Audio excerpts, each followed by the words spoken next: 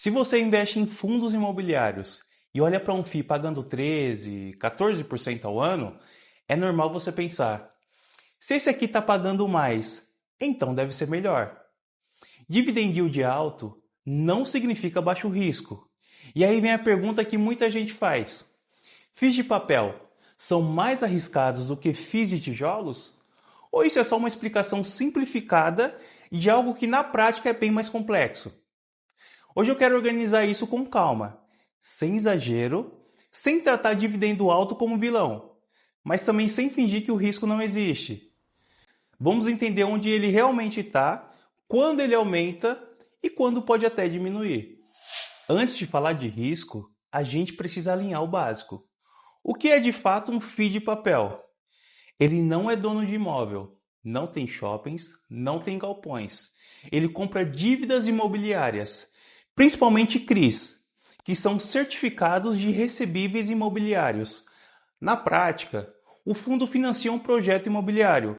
Pode ser uma incorporação, um loteamento, um empreendimento, e em troca disso, ele recebe os juros.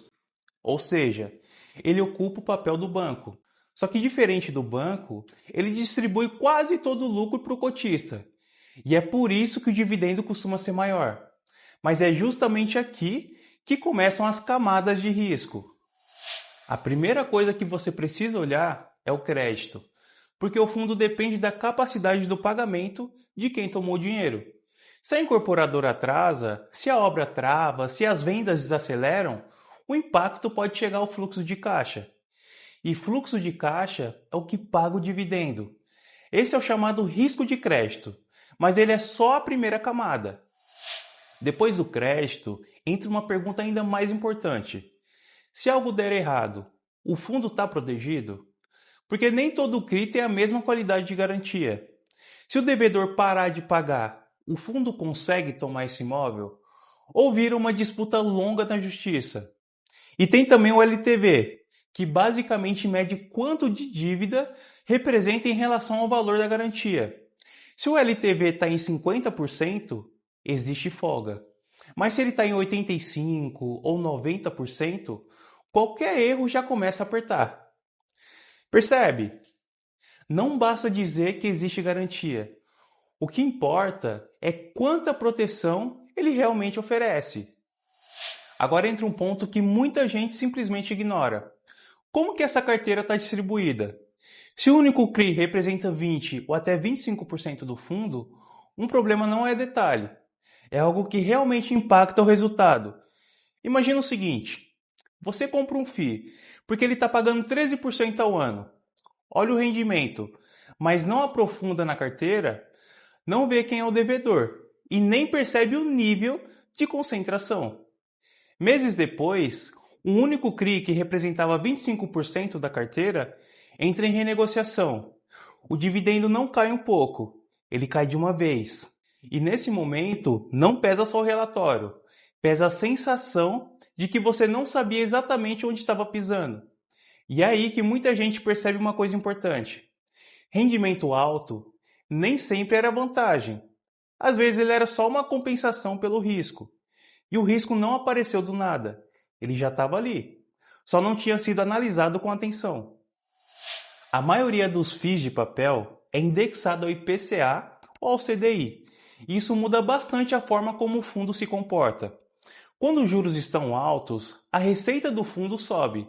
Enquanto isso, os FIIs de tijolo podem sofrer mais com vacância ou renegociações.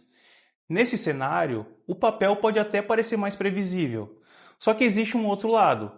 Se os juros caem forte, a receita do fundo também diminui. E o mercado antecipa esse movimento. O preço da cota começa a ajustar. E é aqui que entra uma camada que muita gente acaba confundindo. Mesmo que ninguém atrase os pagamentos, mesmo que os CRIs estejam saudáveis, se os juros sobem, o valor presente daqueles recebíveis cai. E a cota pode cair também. Mas não porque alguém deixou de pagar, mas porque o mercado ajusta a taxa desses ativos. Muita gente vende nessa hora, achando que algo quebrou. Mas muitas vezes é só o mercado reajustando o preço do novo nível de juros. Se você não entende isso, parece um risco maior do que realmente é. Se entende, você não toma decisões no impulso. CRI não é só um título, ele é uma estrutura. Existe uma empresa que monta essa operação. E existe o agente fiduciário. Existem garantias formais. Existem contratos. Tudo isso define como a operação funciona. Se essa estrutura é mal montada, o risco aumenta. Se ela é sólida, o risco diminui. Por isso não basta olhar só o rendimento. É preciso olhar a engenharia financeira por trás dele. Agora compara isso com FIIs de tijolos. O tijolo também tem seus riscos, como vacância, obsolência, localização ruim, concentração de inquilino, ciclos econômicos. Nenhum deles é livre de riscos. Eles só têm riscos diferentes. Por isso, talvez a pergunta correta não seja se o FII de papel é mais arriscado. Talvez a pergunta mais inteligente seja outra. A estrutura desse fundo é bem construída? A carteira é diversificada? As garantias são fortes? O LTV é saudável? Se a resposta for sim, ele pode ser tão previsível quanto muitos tijolos. Se for não, o risco é alto, independentemente do dividendo. No final das contas, o ponto é simples. FIIs de papel não é vilão. Ele é um instrumento. Pode gerar renda consistente, pode proteger contra a inflação, pode equilibrar uma carteira, mas tudo isso só faz sentido quando você entende qual o risco que você está assumindo. Porque risco ignorado não desaparece. Ele só aparece no momento errado. Agora me conta uma coisa. Você investe em FIIs de papel sabendo exatamente quem paga a conta ou escolhe porque o dividendo é maior? Eu quero ler a sua opinião aqui nos comentários. E no próximo vídeo eu posso pegar um FII específico e avaliar cada camada de risco na prática, sem simplificar nada. Obrigado por assistir até aqui e até o próximo vídeo. Abraço!